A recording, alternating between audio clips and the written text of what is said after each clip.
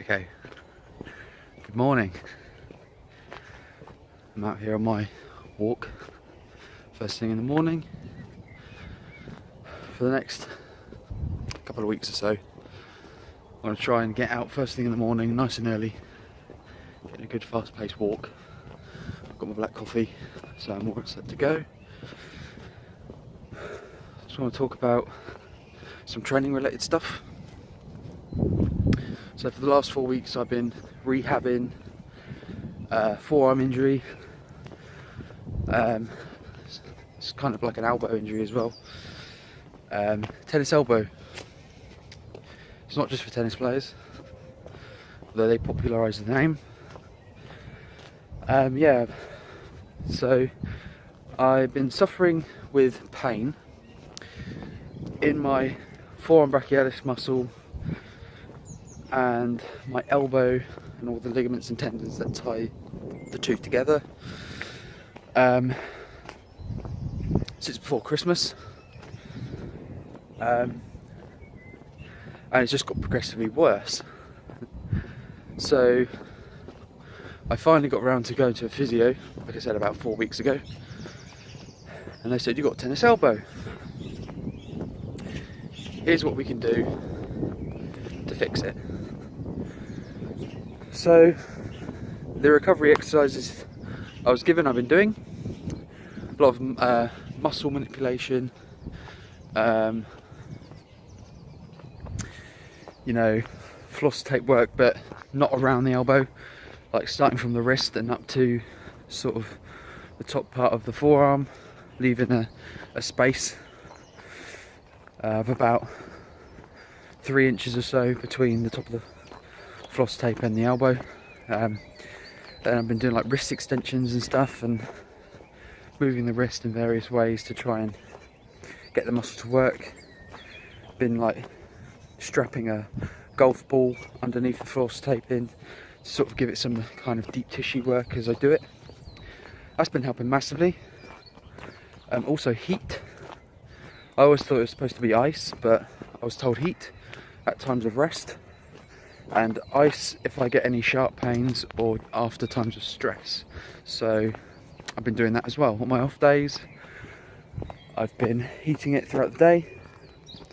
Sorry. And before I train, and you know, sometimes during, but mainly before, during and after training, or my off days before bed, that sort of time when I really usually start to feel my elbow scream out a little bit more. And it has been helping, to be fair. You know, I started off like what way am I going to go? Let me change hands a minute because my hand's getting tired. It's close up of my face, lovely. First thing in the morning, just what you want. But yeah, so reason I'm saying this is I had some competitions I wanted to do in the next coming months, within the next 4 weeks or so really, and I just don't think I'm going to be able to do them anymore really. You know, the first one was a body power competition. That was a heavy competition, but I was going to enter the under 120 category. Currently going up a big hill, which is why my breathing's a lot heavier, just so you know. But yeah, I was entering the 120 category, and I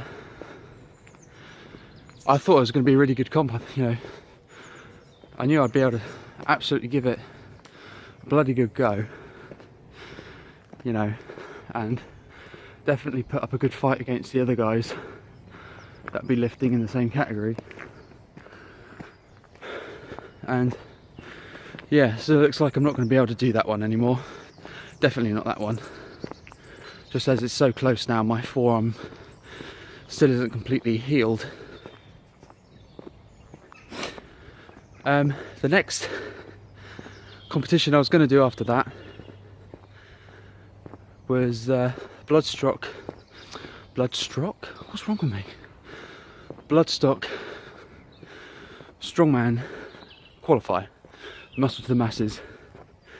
The southern qualifier, all very doable weights, hard, again heavy, towards the top end range for the intermediate category, but doable. And I was training up for that. I was training up for both of those competitions, but it got to the point where I couldn't clean a log without pain. I couldn't lift Atlas stones without excruciating pain. Even deadlifting with straps I'd just get really bad pain, and it just got to the point where, you know, I could have carried on and still competed in those competitions, but you know, I would have ended up risking, close up of my face again as I switch arms, there we go, nice view of the trees there. I would have ended up risking injuring myself more and possibly tearing something, or just the pain would have ended up going to my bicep or something. So yeah, I just decided to pull out. There's also South England's Strongest Man that I was going to enter. I'm not doing that competition anymore. So, well, I don't know if I'm going to do that competition anymore. That's in September, so if I can get my forearm better and healed and rehabbed, and introduce myself back into the heavy training gradually and properly, and give my forearm, time to adjust and adapt back into the heavy training without straining it again, then I'll give that a good go as well, because again, the weights look doable for me. And also with that competition, it's an England qualifier, and it would be my first Opens competition. You know, and I never thought that any time soon I'd be, you know, any sort of position to be able to consider doing an Opens competition. But there we go. And I just think, you know, why not? You've got to push yourself. You know, if you're a serious athlete, you're serious about competing, you're serious about the sport you do, and you have a real good passion for it, you should push yourself, and you shouldn't be afraid to step out of your comfort zone. And you know, I'm not gonna say all these analogies that everyone says these days, like, you know, you've got to swim out to deep waters, or, you know, you've got to go beyond your own limits, or, you know, go to those places where only you can find yourself, all that crap. You just got to step out of your comfort zone. Yeah, you've got to put yourself in the position where you have to work hard, where it's not easy, where you have to challenge yourself, where every rep or every competition, like every event, is a challenge. It's good to have easy events, it's good to have strengths, but you also need to push yourself as well, because that's when you grow, that's where your body makes the most adaptations, that's where you make your most strength gains. So, you know, that's what I need to start doing, obviously when my forearm's better. So yeah, so body power is definitely a no-no, which is a shame, because I've always liked the body power competitions. bloodstock qualifier. I'm not ruling out. There's a few question marks over my name at the moment, but I'm not ruling it out until I get a bit closer. You know, if I've still got issues with my forearm, then I'll decide to, you know, call it a day. I'm just going to switch over arms again. I do strongman, I've done powerlifting, and I struggle to hold my arm up above my head. Just so you guys don't have to see up my grotesquely large nostrils. But yeah, so it is what it is. You know, you can't be stubborn when you're injured. When you, like I said, when you're an athlete and you take the sports you do seriously and you love to do it and you want to do it for a long time, you've just got to take things as they come. If you've got an injury, you've got an injury. Nurse it, rehab it, make it better, give yourself the time to heal, then go back. You know, it's no problem, and there's no dishonour in taking a back seat. If anything, it's more honourable taking a back seat when you're injured than being stubborn and reckless and competing regardless, or lifting regardless,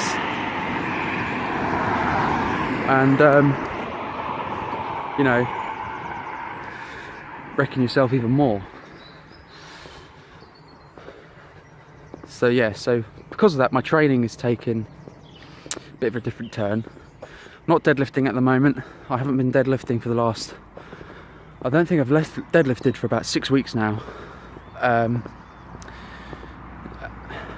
I'm squatting every week. I can squat. That's all I can do really properly. So I'm making the most out of that. I figure if I'm not deadlifting 300 kilos anytime soon, then I'm going to squat 300 kilos. It's fine. So I'm squatting every week. 1 week powerlifting style squats. Following week front squats. Change over arms again. I'll find a good place to put my coffee down and have a bit of a stop in a minute, so you don't have to listen to my grotesque heavy breathing, big fat guy breaths.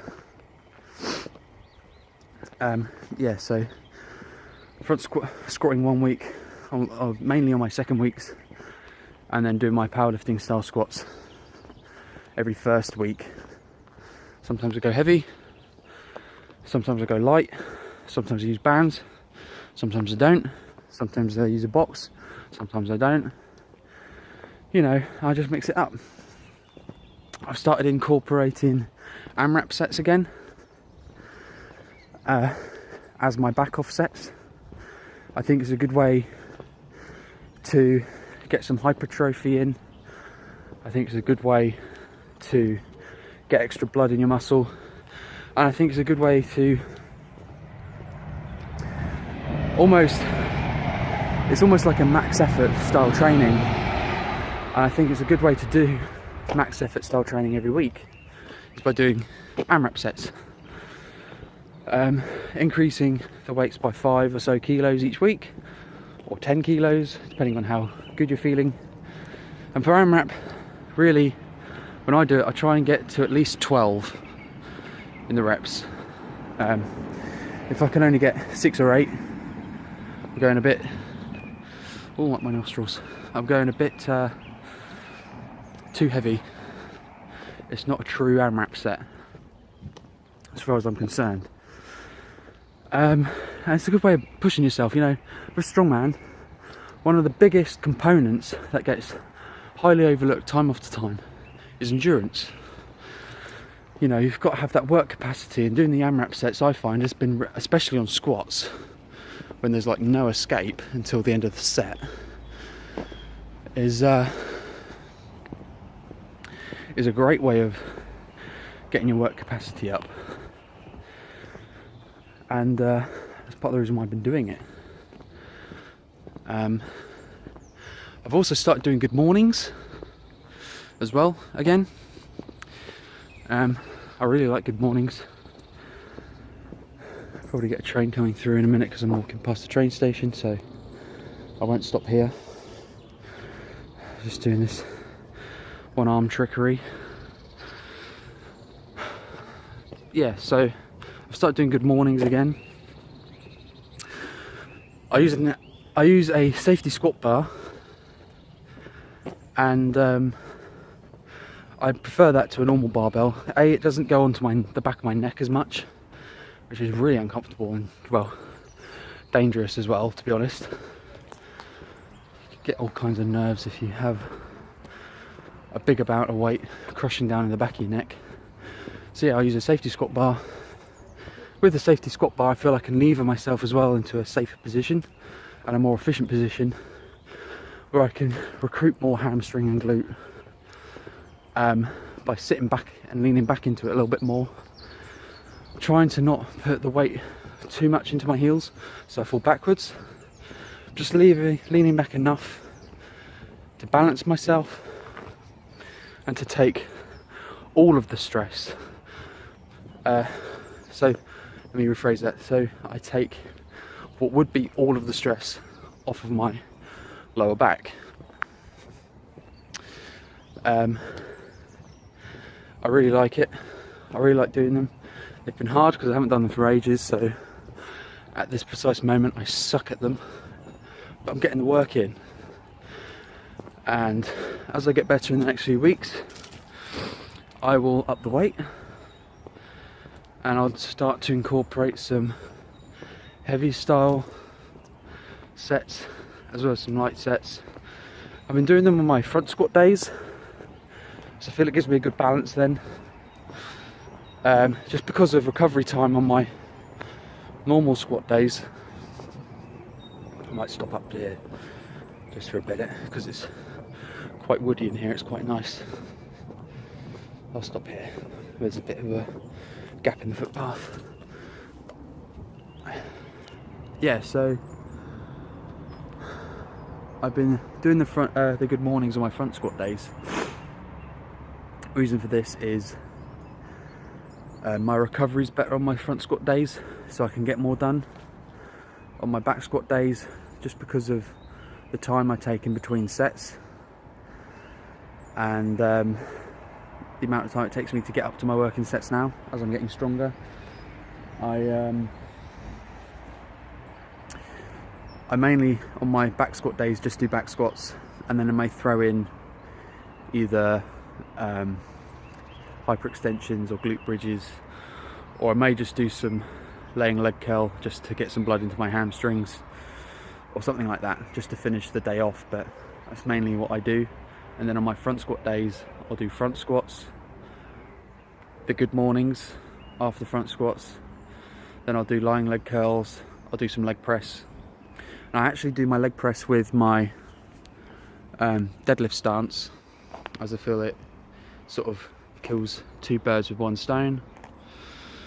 It's going to increase your size of your legs, it's going to increase your leg drive, so you're going to be able to create a lot of force for your squatting, but it's also going to create a lot of force for your deadlifting as well, you know, and help increase that velocity on the starting position.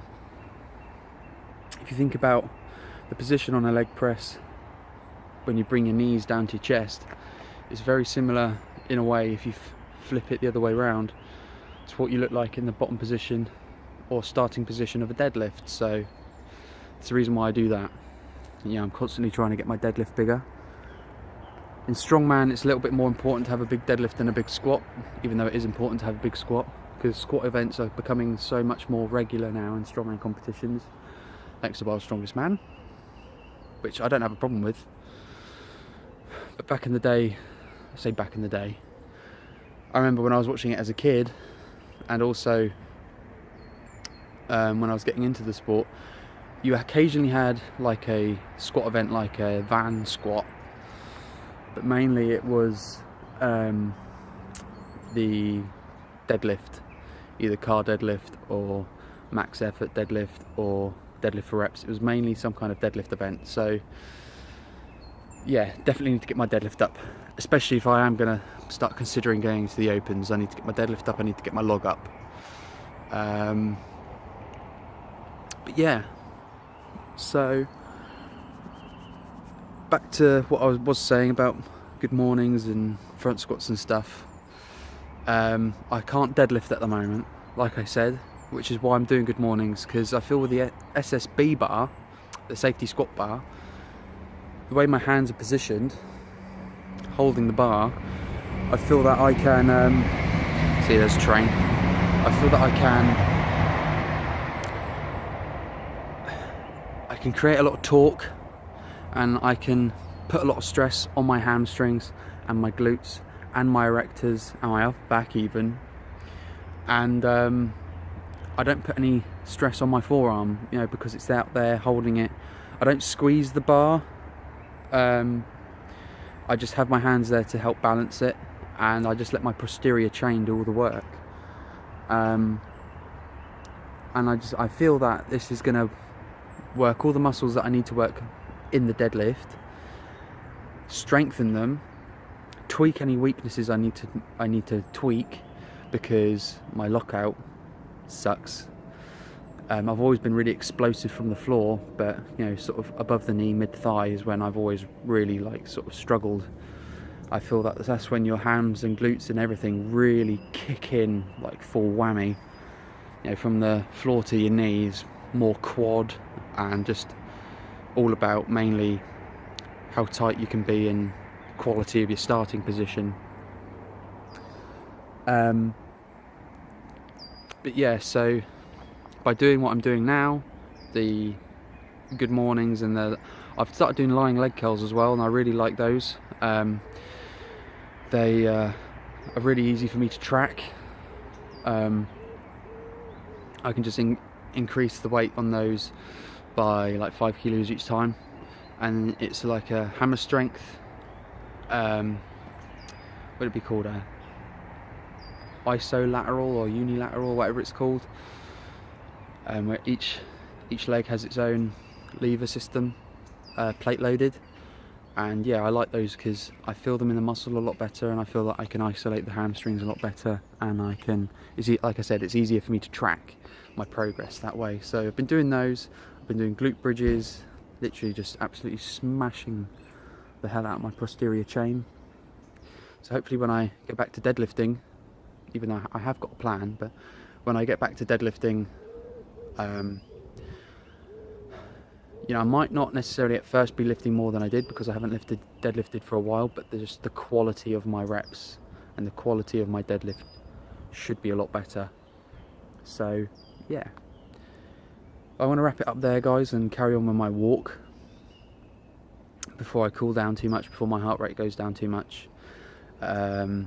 If you like this video, then let me know. I'll do more videos like this. Yeah, help me out, help the channel out, try to grow. You know, it's not the most important thing for me, but it would be nice if I could grow it as much as possible, so I could, you know, it'd be nice for me. So like, share and subscribe.